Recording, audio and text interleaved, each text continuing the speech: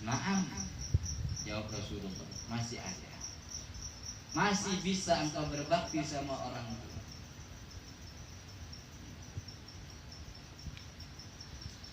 Bagaimana caranya bakti sama orang tua? Ini yang saya mau garis bawahi jemaah.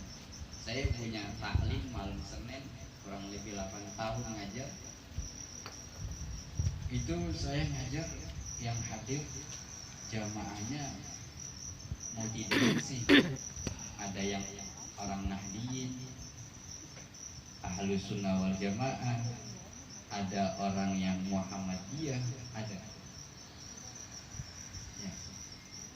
Malam Senin saya ngajar di Masjid Baitul Iman di depan arah Pasar Induk tuh ada kantor polisi, Polsek kalau nggak salah, Polsek Pulau Gadung, Gang Subuh, Gang Subuh. Itu salah satu kitab yang saya ajarkan namanya Al-Mawa'idul Usfuriyah, kitab Usfuriyah, karya Syekh Muhammad bin Abu Bakar Al-Mashhur. Jadi saya bilang sama jamaah, karena saya orang Betawi, dari kecil ngajinya pakai kitab Ustaz. Nah, gitu. Ini kan tradisi yang masih bertahan, bahkan di Pinang Besar Selatan itu tradisinya seperti itu di Masjid Al-Ghaniyah. Karena memang pengurusnya masih teman-teman dari saya juga, almarhum Ustaz Sirajuddin, ketua masjidnya itu punya mertua orang Sepinang Muara, penasihat sekolah saya. Jadi hadirin jamaah, saya ingin sampaikan ini hadis untuk membantah kaum-kaum yang mengatakan bakti sama orang tua setelah meninggal dengan acara-acara yang udah biasa dikerjain sama orang-orang tua kita, sama guru-guru kita, itu ada landasannya, ada referensinya, ada dalilnya dari Kanjeng Nabi besar Muhammad sallallahu alaihi wasallam. Hadisnya begini jemaah. Inna a'malal ahya tu'radu ala asyairihim minal amwat. Sesungguhnya pekerjaan orang yang hidup, perbuatan orang yang hidup. Sekarang mau nanya deh sama jamaahnya, baca Quran yang baca orang hidup atau orang mati? Orang hidup. Tadi teman kita baca apa? Samsul Sumus. Baca kalimat-kalimat thayyibah. Baca Ratibul Haddad.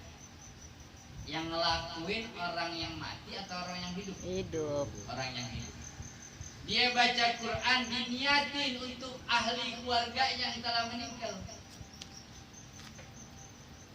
Dia bikin doa bersama, dikumpulin warga, dikumpulin tetangga-tetangganya, diundang para alim ulama, para habaib untuk mendoakan dia punya orang tua.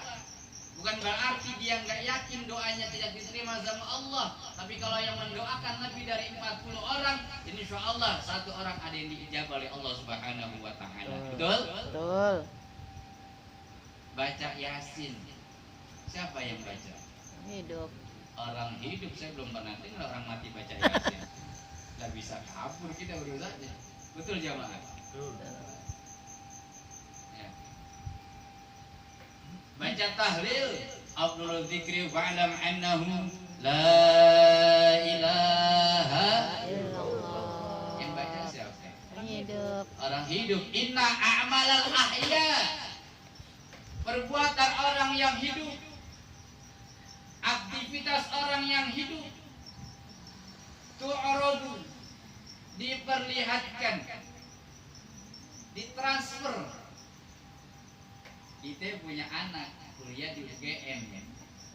Kita di Jakarta. Pak, transfer duit apa Pak? Udah habis nih duit bulanan. Kita transfer, nyampe nggak tuh duitnya? Nyampe. Nggak pernah bilang anak kita transfer belum nyampe. Itu urusan dunia jamaah. Betul nggak? Betul. Ini bukan kata saya nih. Ini bukan kata Hamdi Syakir. Saya sering ngadepin orang-orang yang begini. Emang nyampe Ustaz baca tahlil, baca yasin untuk orang yang telah meninggal, untuk orang tua kita nyampe? Nah, saya mau bantah nih. Ada hadis Nabi kita Muhammad Sallallahu Alaihi Wasallam. Artinya apa? Kita yang hadir di sini mayoritas udah jadi orang tua. Maka diri kita cerminan.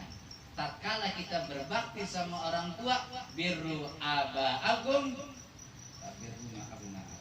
Kalau kita berbakti sama orang tua, maka nanti generasi-generasi kita, zuriyah-zuriyah kita, abna-abna kita, dia akan berbakti kepada kita kembali. Ini kata orang Betawi bilangnya anak yang hidup sama orang tua, bukan sekedar hidup. Kalau hidup doang mah gampang, tapi yang hidup sama orang tuanya susah. Ini saya mau bantah bagaimana sanggahan dari Kanjeng Nabi SAW. Pekerjaan orang yang hidup tadi. Kita sepakat dulu nih. Baca Yasin yang baca siapa?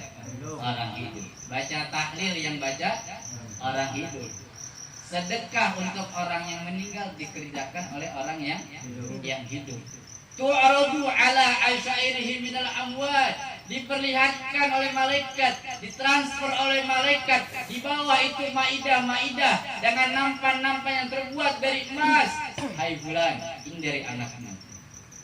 Hai bulan, ini dari cucumu. Tu'radu ala asyairihim, diperlihatkan kepada mereka. Kalau pekerjaannya baik, dia sembahyang, dia sholat, itu keluarganya, anaknya, orang tuanya di alam barzakh, hamidullah. Dia muji Allah, dia ninggalin anaknya, ingat kepada Allah, ingat kepada orang tua. Ini malam kita duduk baca kalimat-kalimat thayyibah. Selain pahala yang kita dapatkan, pahala yang ngalir juga untuk kedua orang tua kita. Alhamdulillah. Amin.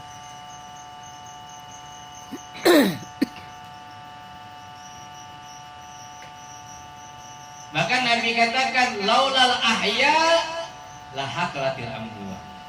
Kalau tidak ada orang yang hidup yang bikin kegiatan mengirimkan doa, tahlil dan sebagainya untuk orang yang mati, celakalah orang yang mati. Bahkan kita nih yang laki-laki seminggu sekali kan sholatul Jumat, betul?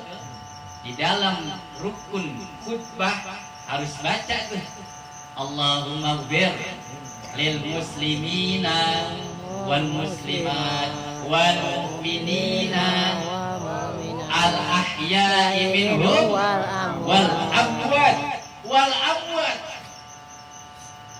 Ya Allah, ampunkan orang mukmin, mukminat, muslim, muslimat yang masih hidup dan yang telah meninggal. Mendoakan orang yang meninggal, Nabi suruh, Nabi perintah, apalagi untuk kedua orang tua kita. Insya Allah. Ini harus kita tanamkan akidah jamaah kepada zuriya-zuriya kita. Kalau kita pengen dihargai, kita pengen anak-anak kita berbakti sama kita, maka cerminnya adalah kita. Tatkala kita berbuat bakti sama orang tua, tidak akan miskin hidup kita. Amin. Barokah hidup kita. Karena ada satu kisah jamaah. Masih dapat Indonesia Vietnam. Masih dapat.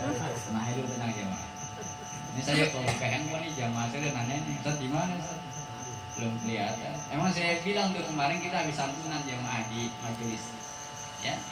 Besok malam kita nonton nobar bersama, daripada mereka berkeliaran nanti tawuran, lagi marah kan begitu tawurannya. Saya aktivitasnya Pak ngajar di SMK Pak.